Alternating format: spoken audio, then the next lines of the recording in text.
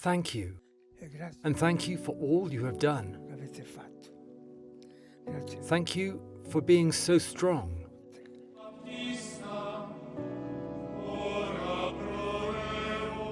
With the death of Pope Francis at age 88, the Catholic Church has begun the formal process of selecting a new leader.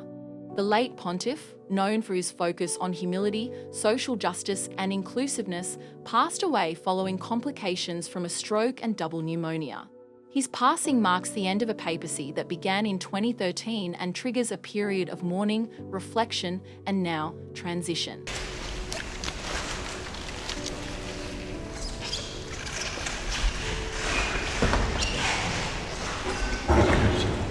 The election of a new pope follows centuries-old procedures rooted in tradition. After 9 days of official mourning, all cardinals under the age of 80 will gather in Rome for the conclave, the secretive voting process to choose the next Bishop of Rome. Out of the 252 cardinals worldwide, up to 115 will be eligible to vote.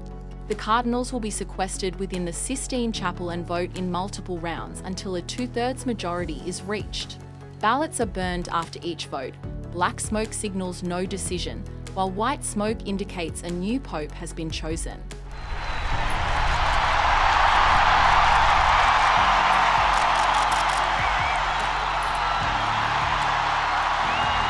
Questo cammino, vescovo e popolo, And let's begin now this voyage, bishop and people, people and bishop, che è quella che presiede the Church of Rome, tutte le chiese, which is the one that precedes all the others, l'amore, a passage with brotherhood, fiducia fra noi. love, and mutual trust.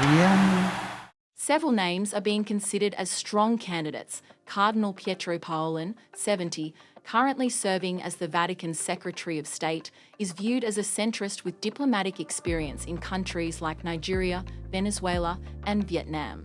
He is well positioned to appeal to both conservative and progressive blocs within the Church. I pray and I invite all to pray that this apostolic journey may be what His Holiness Pope Francis desires.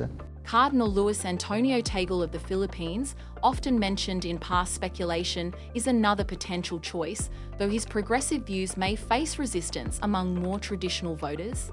I think it's love. You love Jesus and you love the Church because I have been loved. I have been loved.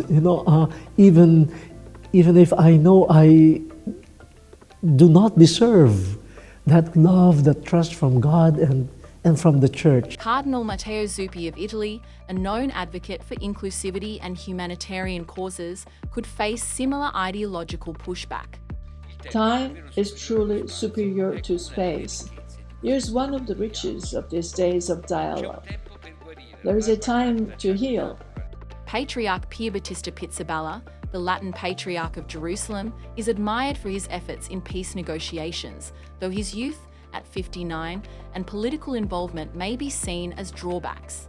We are united in prayer for this important figure, a religious leader for all the world. Amid the speculation, there is growing support for an African pope.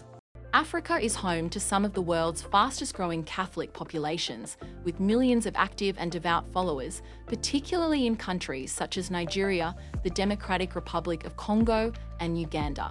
Figures like Cardinal Peter Turkson of Ghana and Cardinal Wilfrid Napier of South Africa have long been considered among the Church's most respected voices. Their legacies continue to fuel calls for greater African representation at the highest level of Catholic leadership. I do not first and foremost find a God creator of heaven and earth and space. I find first and foremost God who enters into a relationship. For that is the nature, I think, of Scripture. As the conclave nears, the eyes of the world will be on the Vatican, and whether the next pope will signal continuity, reform, or a broader geographic and cultural shift.